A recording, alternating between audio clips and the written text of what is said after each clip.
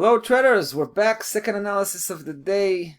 It's all about the watch list today, guys. You know, we've seen in the previous video the New Zealand Canadian, which we showed you the situation there right before we were pulling the trigger, right, and entering a bearish campaign. Here it's not as imminent because we're not entering any position right after this video here. We're actually probably gonna wait.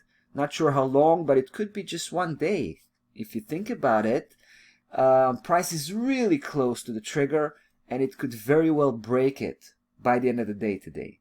Now the trigger, guys, is 92.75 right here, this key level, but not from the 4-hour chart, which is the chart you're looking at right now. We need that confirmed by the daily closing bar.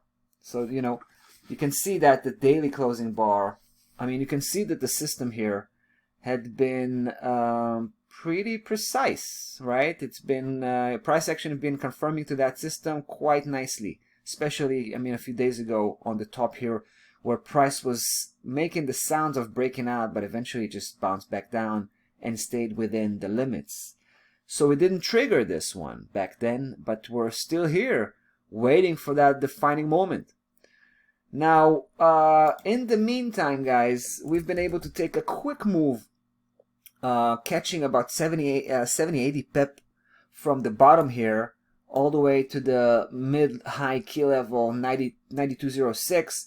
It was a nice punch. We've made we've taken that move in a day. It was a 24-hour move, so that was good. But now we're looking for the big move, right? That was a quick move. Now we're looking for the big move. The big move is 400 pip move from 92.75 once triggered all the way to 96.78. I want to remind you how the big picture looks like, because that's the key. That's really the key. Because you've been following us here lately, right? And we've seen what we've done with the euro dollar, right? That was really great maneuver over there. But if you remember, there was something that was quite similar to the situation here, right? It was the euro dollar almost making it to the lower section, but missing it by a few pip, and then going up.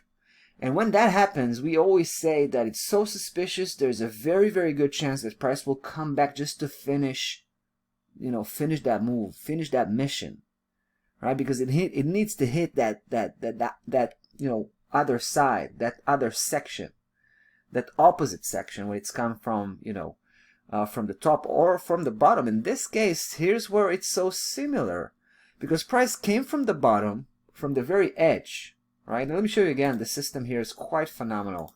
Take a look. Just laser sharp precision all over, right? Take a look at the top here, 208.24, and on the bottom here, 191.38, right? And price came from that level and went straight to the upper section, but guess what? It missed hitting the upper section by a few pip. Like here, 18 pip. On the monthly chart, that's like nothing, right? Here it is again from the weekly perspective, missing it by 18 pip.